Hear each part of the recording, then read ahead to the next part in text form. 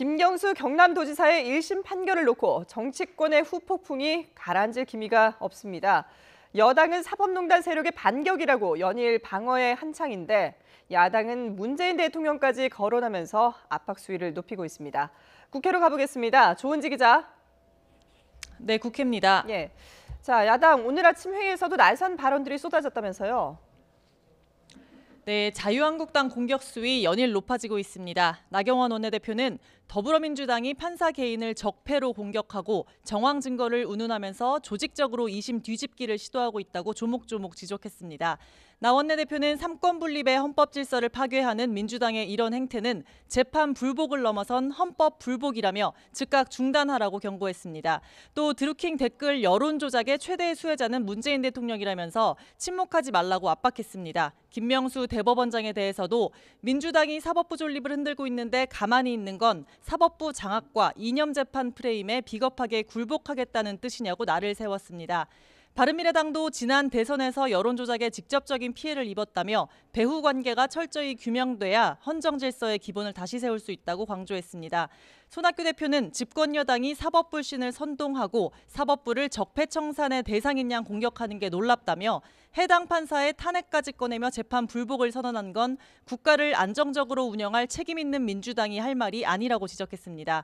바른미래당은 드루킹 댓글 조작 대책위원회를 만들기로 했습니다. 하지만 더불어민주당 이재정 대변인은 어제 오후 민주당 유튜브 홍보 채널 씀에 나와서 실형을 선고한 성창호 부장판사를 겨냥해 본인의 열등감이랄까 부족한 논리를 앞에서 강설하는 것 같은 느낌이었다고 비판했습니다. 그러면서 업무방해 혐의는 궁극적으로 네이버의 업무를 방해했다는 건데 느닷없이 여론에 미치는 영향이 중대해서 높은 형을 내린다는 건 굉장히 비법적인 논리전개라고 평가했습니다. 법조인 출신인 이재정 대변인은 이번 사건을 사법농단 세력의 반격이라고 인식한다며 재판장이 재판거래 사건의 참고인이지만 언제든지 피의자로 바뀔 수 있는 상태였다고 덧붙였습니다. 다만 이 대변인의 이런 발언을 놓고 정치권에서는 인신공격성 발언이라는 비판이 나오고 있습니다. 방금 전 민주당도 오전 회의를 시작했습니다. 발언 나오는 대로 다시 전해드리겠습니다. 네, 전국은 이렇게 얼어붙고 있지만 사실상 오늘부터 민족 최대 명절이 설 연휴가 시작되는 만큼 민심 행보도 빼놓을 수 없을 텐데요. 여야 5당 모두 밖으로 나간다면서요. 네, 일제히 기차역을 중심으로 귀성 인사를 계획하고 있습니다.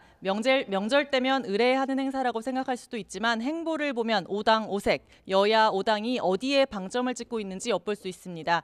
먼저 여당인 더불어민주당 용산역에서 현장 최고위원회를 열었습니다. 회의가 끝나는 대로 당직자들과 함께 용산역에서 귀성객들에게 정책 홍보물을 나눠주며 인사할 예정입니다.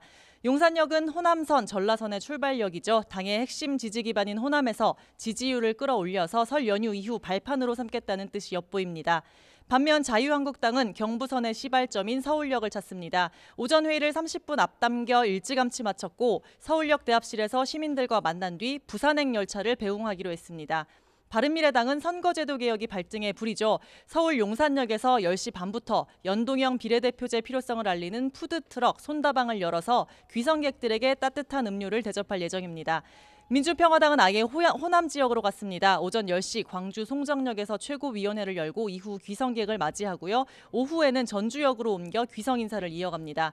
정의당은 서울역에서 귀성객들을 지금 만나고 있는데요. 직접 KTX를 타고 고 노회찬 의원의 지역구 경남 창원으로 내려가 보궐선거를 준비 중인 여영국 후보에게 힘을 실기로 했습니다. 지금까지 국회에서 YTN 조은지입니다.